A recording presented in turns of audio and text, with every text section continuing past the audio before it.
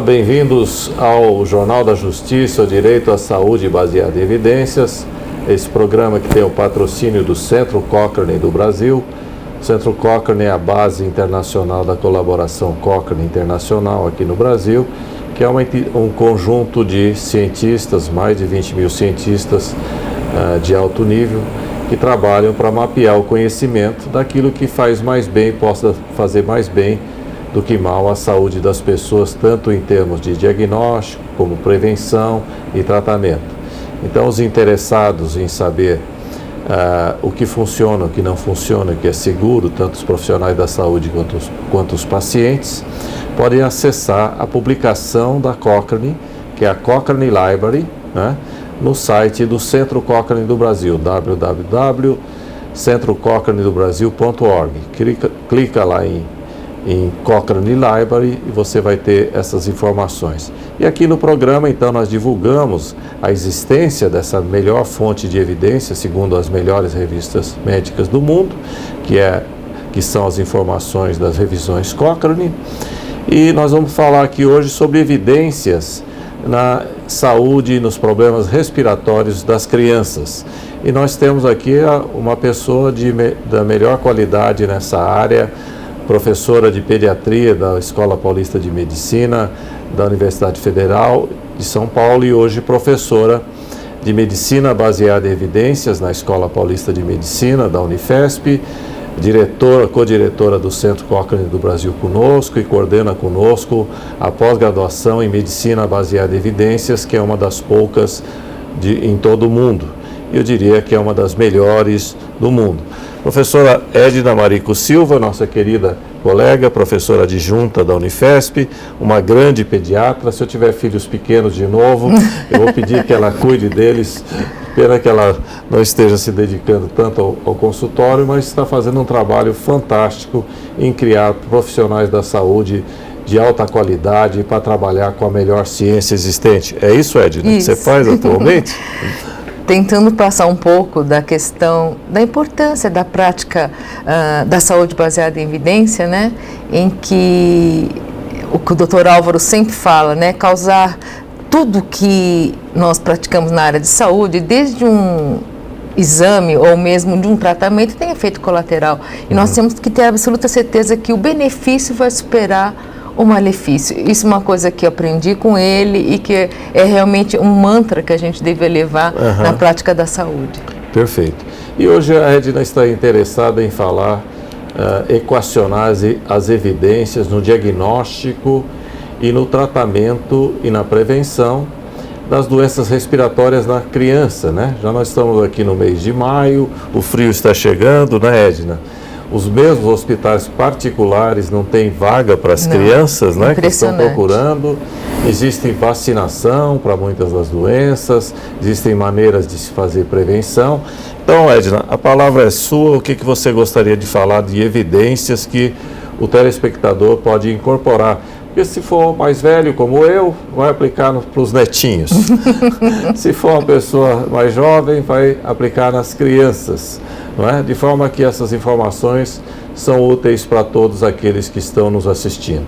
E não fazer grandes bobagens em medicina já é uma grande conduta, não é? É um grande ganho. Não fazer o desnecessário, jogar dinheiro fora. Isso. Não é? E particularmente o Brasil, que tem um compromisso legal, né, com o Sistema Único de Saúde, uma coisa que é fantástica, que todo mundo tem direito à saúde e o dever de pagar é do Estado. Como os recursos são poucos, não é? É preciso que a gente aplique bem esses recursos naquilo que funciona e é seguro. Então, Edna, eu imagino que existam problemas respiratórios desde que a criança nasce, né? Até ela chegar aos 18 anos. Sim, né? E são muito frequentes, esse que é o grande problema, né? Então, assim, as infecções de vias aéreas superiores, que nós falamos, que são os resfriados, uma criança até uns 5 anos de idade, ela pode ter até 8 episódios por ano. Nossa Senhora. Por quê? Porque ela tem uma imunidade mais não madura, certo? E ela também é totalmente virgem dos vírus que existem na comunidade. Então, ela pode pegar muitas viroses, né? E da febre, apavora as mães. Febre e apavora a mãe. O que acontece é que nós estamos, assim, observando um excesso de medicalização desses quadros. Perfeito. Porque se você imagina uma criança ter 8 episódios, se nesses 8 episódios é dado a ela um anti-inflamatório que não era necessário, um antibiótico que não era necessário, de repente nós temos crianças... Expõe ela ao raio-x? Sim, sim. Então, assim, nós temos crianças que estão super diagnosticadas, super medicadas, quando muitas vezes era um resfriado banal, que ia se resolver no máximo em 6 ou 7 dias, certo? Sem grandes medicalizações e sem grandes procedimentos invasivos como a gente tem visto ultimamente. Perfeito.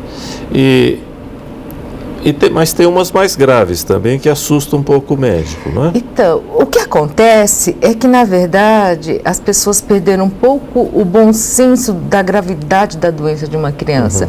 A criança pode estar com febre, tossindo, com o nariz escorrendo, mas se ela tiver com uma atividade normal, tiver com apetite, estiver alerta, não muito apática, abatida, é um resfriado, não precisa correr, não precisa realmente tomar atitudes muito drásticas. Por exemplo, eu tive um quadro viral grave, você sabe. Eu fui no pronto atendimento de um hospital super conceituado aqui em São Paulo. O que eu vi? Um monte de criança que eu, como pediatra, eu bati o olho, elas estão ótimas. 90%. Elas estão ótimas. Numa sala de espera, em que a espera estava sendo 2 horas para atendimento devido à grande procura. Uma sala de espera em que tinha adultos, crianças, todos juntos. Trocando vírus. Trocando os vírus, adultos muito resfriados ou até gripados, né, com influenza mesmo, tossindo, e aquela criança lá correndo, brincando, ia passar no médico. Eu quase que levantei e falei assim, vai para casa, pelo amor de Deus, você vai pegar algo mais grave aqui do que esse resfriado que ele tem agora, certo? Então, eu acho que faltou agora um pouco para as pessoas essa questão do bom senso, de não pecar por excesso, porque o excesso pode ser muito lesivo.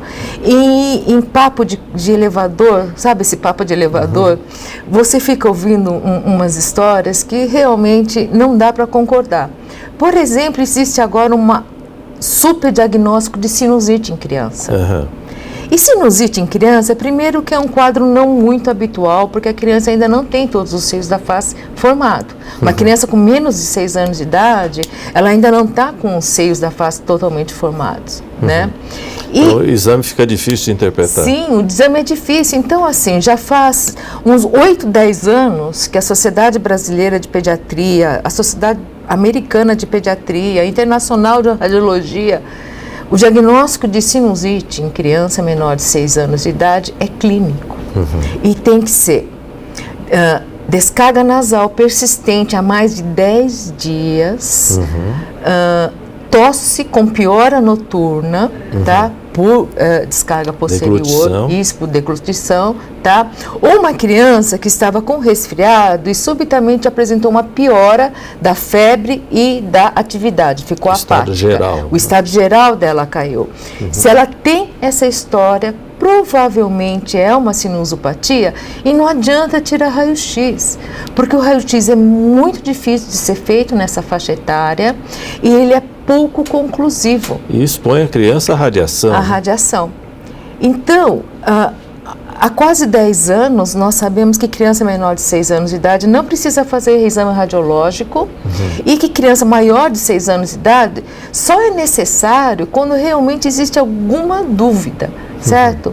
E em papo de elevador, que eu chamo, assim, no dia a dia, você ouve falar de gente que fez tomografia computadorizada para diagnosticar sinusite em criança. Que é uma carga radiológica enorme, né? Aí eu fico escandalizada. Porque a tomografia, como o doutor Álvaro já falou, ela tem 50 vezes, 100 vezes, dependendo da técnica, maior radiação do que um raio-x normal. A tomografia para uma criança menor de 6 anos de idade, você precisa de sedação. certo? E para uma doença que ela é facilmente tratada com antibiótico terapia, quando na verdade, exame. Sem exame nenhum, e quando na verdade ela não é autolimitada, ela melhora com o tempo. E as complicações são raras. Perfeito. Então a tomografia não tem indicação nenhuma. Então se você procurar evidências de quando é necessário pedir uma tomografia numa criança com sinusite, é quando você tem suspeita de complicações graves, abscesso cerebral, abscesso periorbitário, complicações raríssimas, que eu em 20 anos de pediatria nunca vi. Nunca vi um caso. Então, assim, E outra coisa, né? O doutor Álvaro sempre que pode, ele alerta isso. A radiação de uma tomografia, ela é cumulativa.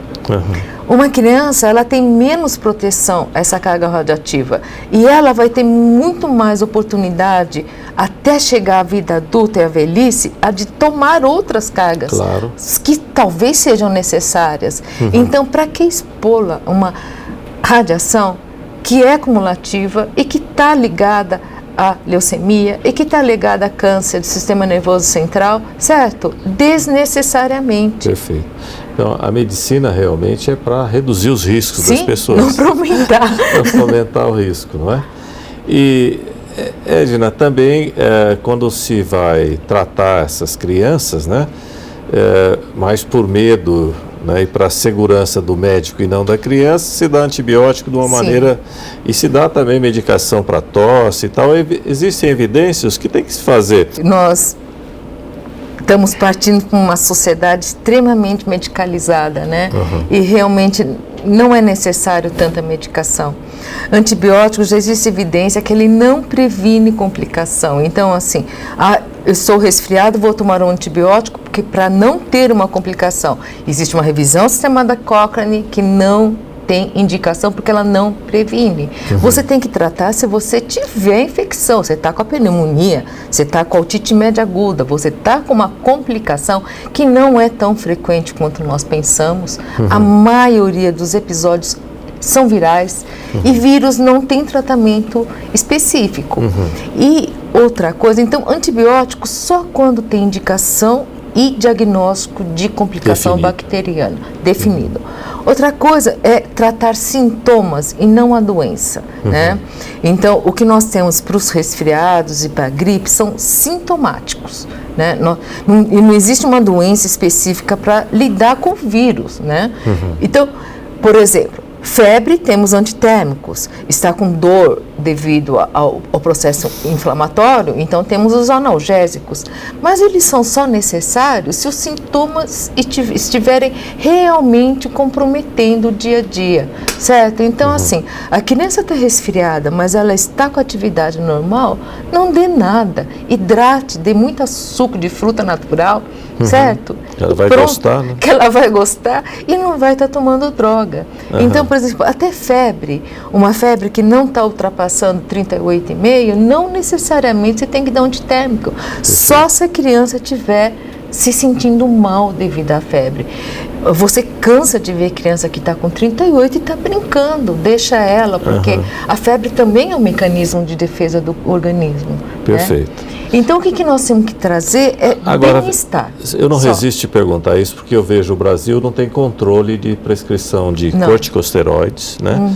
Que pessoas mal avisadas da área da saúde ou não, às vezes é o balconista da farmácia, manda dar corticoide. E da imunodepressão, a criança pode pegar uma infecção grave, viral, fúngica ou bacteriana, não é? E também anti-inflamatório, até hoje, desde que eu me formei, né, algumas décadas atrás, eu era aluno, ainda eu perguntava, você está dando anti-inflamatório por quê? É natural, eu lembro do paciente que chegou, tinha cortado o pé com um machado, estava infectado. E o colega ia prescrever anti-inflamatório. Eu falei, mas a inflamação não é natural se o machado cortou e infectou? Talvez um analgésico, porque ia doer. Um antibiótico, mas... Não é? E uma antitetânica, pelo amor de Deus. coisas, né, que realmente tem indicação, e não porque, né, estou falando isso porque anti-inflamatório são as drogas mais vendidas no mundo. Sim, Eu, como um médico experiente, já vou para 4 décadas, nunca achei uma situação que eu fosse precisasse dar um anti-inflamatório para ter essa ação inflamatória. Poderia precisar dar para tirar a dor, aí é outra coisa, aí não precisa ser um anti-inflamatório. Pode ser só analgésico, não é? Então me diga, por que dão anti-inflamatório e corticoide para as criancinhas com doença respiratória aguda? O corticoide é realmente por falta de atualização, né? Porque, por exemplo, o corticoide ele tem indicação muito precisa em quadro de asma, crise de asma aguda, o corticoide inalatório no período intercrise de uma asma moderada ou grave, ou um adulto ou criança com uma crise aguda, importante de asma, o corticoide tem seu papel. Aí não se discute. Ponto final. Por exemplo, nós acabamos de fazer uma revisão, faz uns 2 anos, talvez tenha que revisar de novo, de corticosteroide para bronquiolite, não tem efeito. E desde que eu me formei, que eu não vou falar há quanto tempo, as pessoas dão corticoide para bronquiolite. Bronquiolite é aquela doença viral que vai começar a aumentar muito agora no inverno e no verão, que é por vírus, certo? Que a criança tem um chiado no peito, daí em criança menor de 3, 4 anos de idade, certo? E que assim, há décadas se dá corticoide e há décadas as evidências falam que ele não tem ação. Como esse uso do corticoide ficou uma coisa muito banalizado, qualquer resfriado agora eles estão dando corticoide, o que é um absurdo total.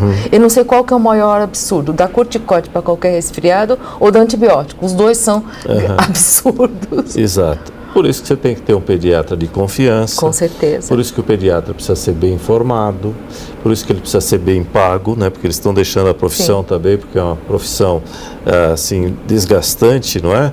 E de muita responsabilidade, não pode pagar R$20 uma consulta, não é?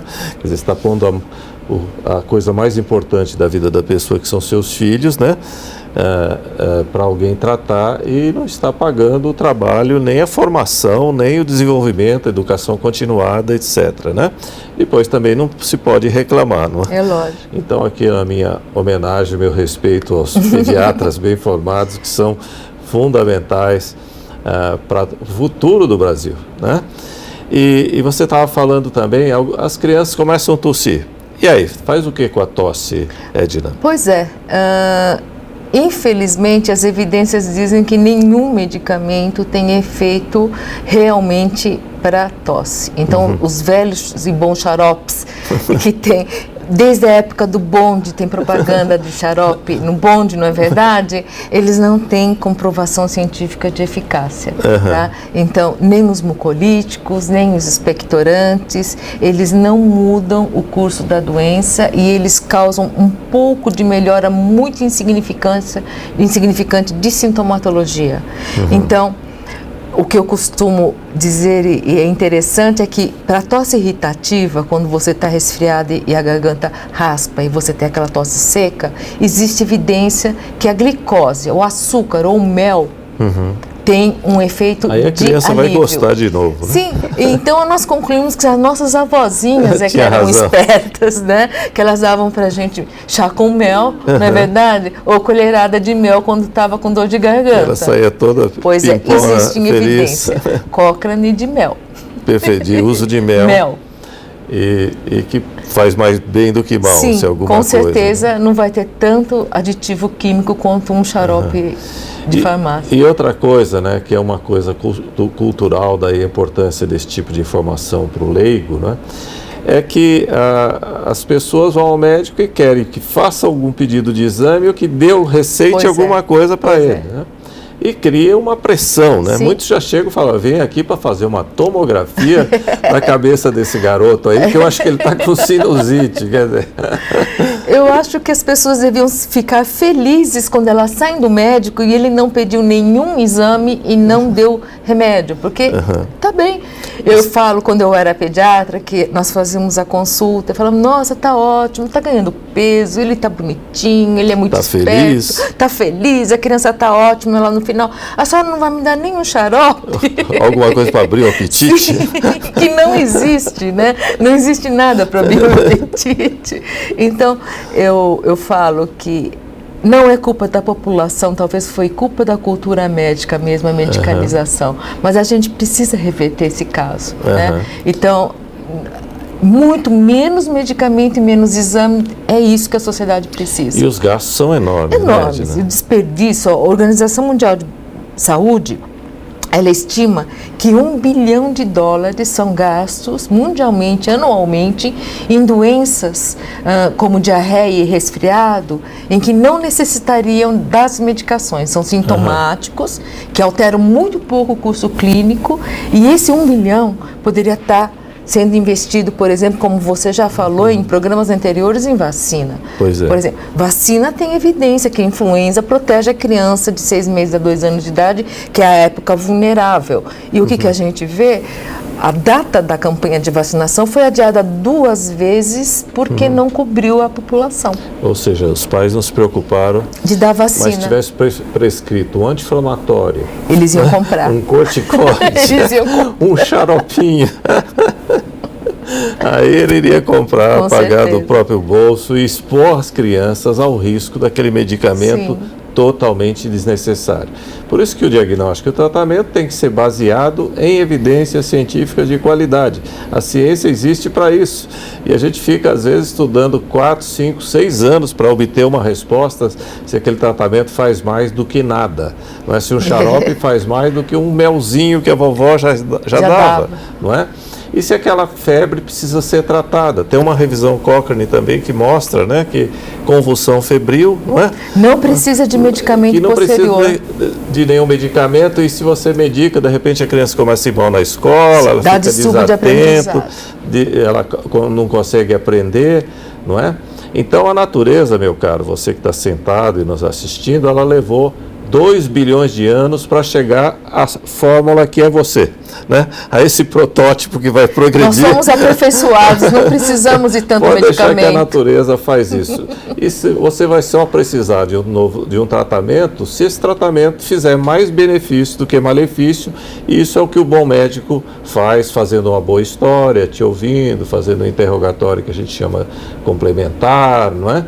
E que te examina todo o exame físico geral, que examina todos os aparelhos depois, não é? E depois chega a uma conclusão e vê se tem alguma coisa que deve ser feito ali, necessariamente feito em termos de pedido de exame e em termos de prescrição, não é?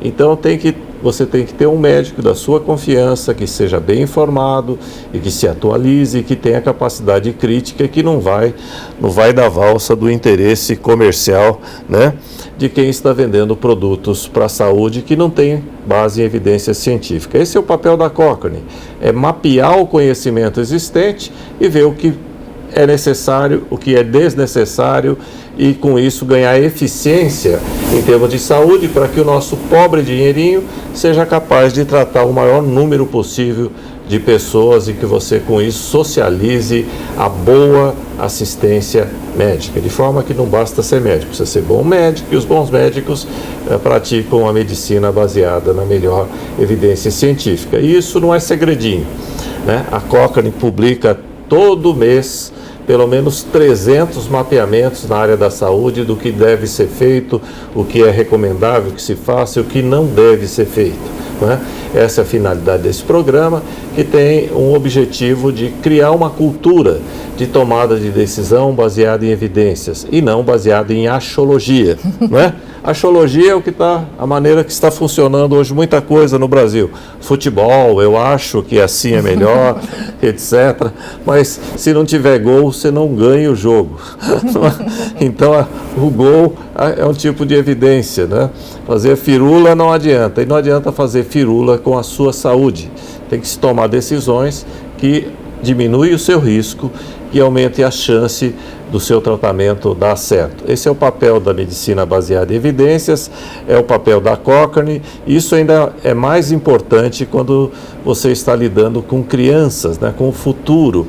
Crianças que têm 6 anos de idade, graças a Deus a expectativa de vida está aumentando, esperamos que chegaremos aos 100, né? Vamos chegar aos 100 anos, então é preciso não ficar, né, poluindo as células dessa criancinha com radiação, com corticoide, com antibiótico desnecessário e assim sucessivamente. Esse é o papel desse programa, espero que esteja sendo útil e que você continue nos acompanhando no próximo programa, na próxima semana, esse programa Jornal da Justiça, Direito à Saúde baseado em Evidências, que é patrocinado pelo Centro Cochrane do Brasil, uma entidade sem fins lucrativos, que na realidade é um centro de mapeamento do conhecimento em saúde e de treinamento de pesquisadores e profissionais da área da saúde para todo o Brasil, na Universidade Federal de São Paulo.